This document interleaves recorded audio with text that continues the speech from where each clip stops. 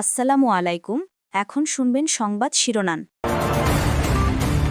বগুড়া ও ফেনীতে খালেদা জিয়া তারেক রহমানের পক্ষে মনোনয়নপত্র সংগ্রহ। মুক্তিযোদ্ধা ও জুলাই যোদ্ধাদের সম্মিলিত প্রচেষ্টায় দেশ গড়ার আহ্বান বিএনপির ভারপ্রাপ্ত চেয়ারম্যানের। অবৈধ অস্ত্র উদ্ধার ও সন্ত্রাসী গ্রেফতারে শুরু হবে যৌথ অভিযান, জানালো ইসি। সুষ্ঠু নির্বাচনে সহায়তা দেওয়ার আশ্বাস তিন বাহিনী প্রধানের। নির্বাচনী সংকটের সমাধান দেখছেন সিনিয়র সাংবাদিকরা। বিএনপির কাছে চাইলেন নিরাপত্তা ও বাক স্বাধীনতা। গঠনমূলক সমালোচনাকে স্বাগত জানালেন সালাউদ্দিন। দিল্লিতে বাংলাদেশ ভবনের নিরাপত্তা নিয়ে ঢাকার উদ্বেগ, প্রয়োজনে মিশন ছোট করার ইঙ্গিত উপদেষ্টার। ভারতের বক্তব্য প্রত্যাখ্যান। হাদির উপর গুলি চালানো ফয়সালের ভারতে পালানোর তথ্য কৌশল হতে পারে বলছে পুলিশ। এখনো নিশ্চিত নয় তাদের সবশেষ অবস্থান। সুদানের সন্ত্রাসী হামলায় নিহত 6 বীর সেনার জানাজা হল ঢাকা সেনানিবাসে। নিজ নিজ জেলায় রাষ্ট্রীয় মর্যাদায় দাফন। আসসালামু আলাইকুম। এতক্ষণ দেখছিলেন সংবাদ শিরোনাম, এখন দেখবেন বিস্তারিত। ত্রয়োদশ জাতীয় সংসদ নির্বাচনে অংশ নিতে বিএনপি চেয়ারপারসন বেগম খালেদা জিয়া ও ভারপ্রাপ্ত চেয়ারম্যান তারেক রহমানের পক্ষে মনোনয়নপত্র সংগ্রহ করা হয়েছে। ফেনী 1, বগুড়া 7 আসনে খালেদা জিয়া ও বগুড়া 6 আসনে তারেক রহমানের পক্ষে মনোনয়নপত্র সংগ্রহ করেন নেতাকর্মীরা। আসন 3টিতে বিপুল ভোটে বিজয়ের প্রত্যাশা জানিয়েছেন তারা। এছাড়া সারা দেশেই দিনভর চলে মনোনয়নপত্র সংগ্রহ কার্যক্রম। আসন্ন সংসদ নির্বাচনে বগুড়া 7 আসনে ধানের শীষের প্রার্থী 3 বারের সাবেক প্রধানমন্ত্রী ও বিএনপি চেয়ারপারসন বেগম খালেদা জিয়া।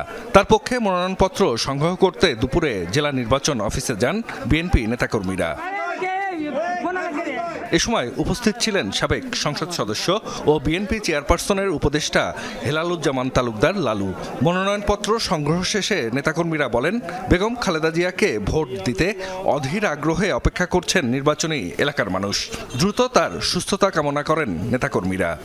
গাবতলী শাহজাহানবাসী যারা আছে এরা অধীর আগ্রহে আছে, সাধারণ জনগণ যারা তারাও অধীর আগ্রহে আছে কবে এই 12ই ফেব্রুয়ারি আসবে, কবে ম্যাডামের জন্য তারা ভোট দিবে। আপনারা সবাই দোয়া করবেন, ইনশাআল্লাহ আমরা দেশমাতা বেগম খালেদা জিয়া যেন বগুড়া 7 এলাকা থেকে নির্বাচন করে নির্বাচিত হয়ে দেশ এবং জাতির সেবা করতে পারে। এর আগে বিএনপির ভারপ্রাপ্ত চেয়ারম্যান তারেক রহমানের পক্ষে বগুড়া 6 আসনে মনোনয়নপত্র সংগ্রহ করেন জেলা বিএনপি সভাপতি সহ নেতাকর্মীরা। এ সময় তারা বলেন, তারেক রহমান আসনটিতে প্রার্থী হয় নেতাকর্মীদের পাশাপাশি সাধারণ মানুষও উচ্ছ্বসিত। রেকর্ড সংখ্যক ভোট পেয়ে বিএনপির ভারপ্রাপ্ত চেয়ারম্যান বিজয়ী হবেন বলে আশাবাদ জানান তারা। নির্বাচনের পরিবেশ ক্ষতিগ্রস্ত করে এমন সব ধরনের কর্মকাণ্ড কঠোরভাবে দমন করতে আইনশৃঙ্খলা বাহিনীকে নির্দেশ দেওয়া হয়েছে জানিয়েছেন ইসি কমিশনার মোহাম্মদ সানাউল্লাহ। বিকেলে আইনশৃঙ্খলা সংক্রান্ত সভা শেষে এক ব্রিফিংয়ে তিনি বলেন, অবৈধ অস্ত্র উদ্ধার ও সন্ত্রাসীদের গ্রেফতারে মাঠ পর্যায়ে যৌথ অভিযান শুরু হবে।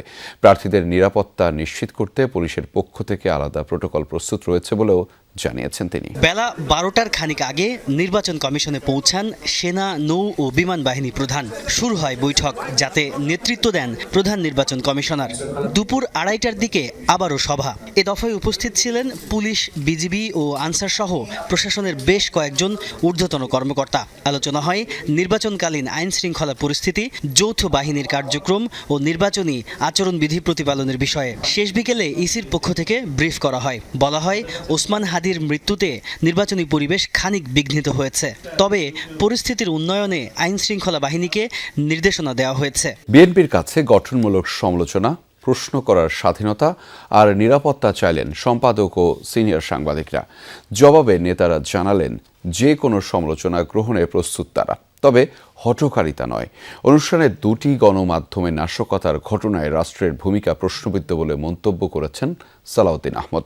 বলেন, সরকারের দুর্বলতায় প্রশ্রয় পেয়েছে মবতন্ত্র। দেশের সংকট নিরসনে নির্বাচনী সমাধান বলে মত দেন গণমাধ্যম সম্পাদকরা। দেশে প্রায় সব স্বনামধন্য পত্রিকার সম্পাদক, প্রকাশক, ইলেকট্রনিক মিডিয়ার প্রধান নির্বাহী, বার্তা প্রধানদের একসঙ্গে করার এমন আয়োজন বিরল। বিএনপির ভারপ্রাপ্ত চেয়ারম্যান তারেক রহমানের স্বদেশ প্রত্যাবর্তন ঘিরে এই মতবিনিময়ের আয়োজন করা হলেও উঠে আসে গণমাধ্যমের সংকট, গণতন্ত্রের চ্যালেঞ্জ তথা বাংলাদেশের ভবিষ্যৎ চিন্তা। গণমাধ্যমের উপরে আক্রমণ না, বাংলাদেশের উপরে আক্রমণ। গণমাধ্যমের শীর্ষ কর্তারা মন খুলে প্রকাশ করেছেন তাদের হতাশা, বাস্তবতা এবং আগামীর বাংলাদেশের স্বপ্ন। সবচেয়ে বেশি কথা হয় নিরাপত্তা এবং গণমাধ্যমের স্বাধীনতা নিয়ে। যে আমরা সবাই নিরাপদ থাকতে চাই, লিখতে চাই, আমাদের কথা বলতে দিন।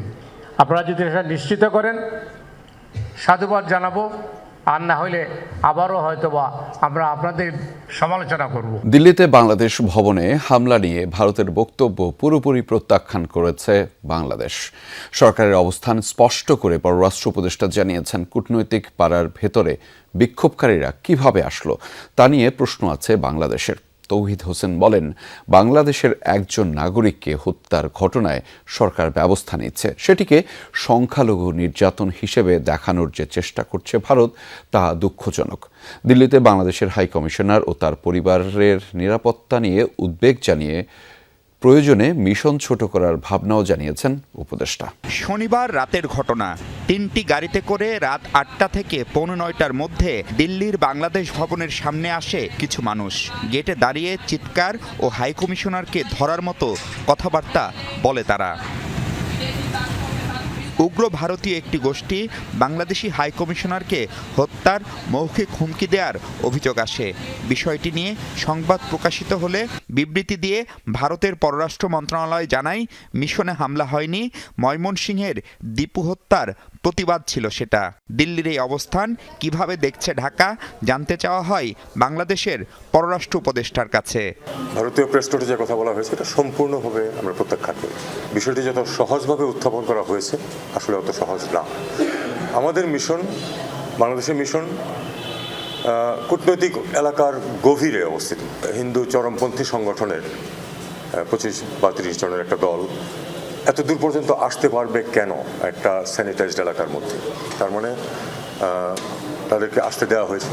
চাণক্যপুরীর মতো স্পর্শকাতর কূটনৈতিক এলাকায় এমন ঘটনায় বাংলাদেশ মিশন ও কূটনীতিকদের নিরাপত্তা নিয়ে অসন্তুষ্ট ঢাকা। উসমান হাদির হত্যাকারীরা দেশেই আছেন নাকি ভারতে পালিয়ে গেছেন তা 9 দিনেও নিশ্চিত হতে পারেনি আইন শৃঙ্খলা বাহিনী, নিশ্চিত হতে পারেনি হত্যার মোটিভও।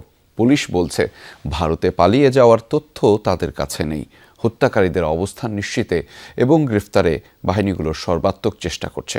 ঘটনার মাস্টারমাইন্ড হিসেবে নজরদারিতে আছে অনেকেই।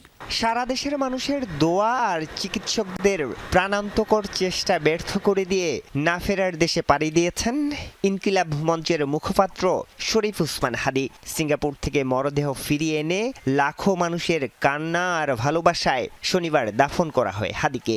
এর মধ্যেই পেরিয়ে গেছে প্রকাশ্য দিবালোকে হাদিকে গুলির ঘটনার 9 দিন।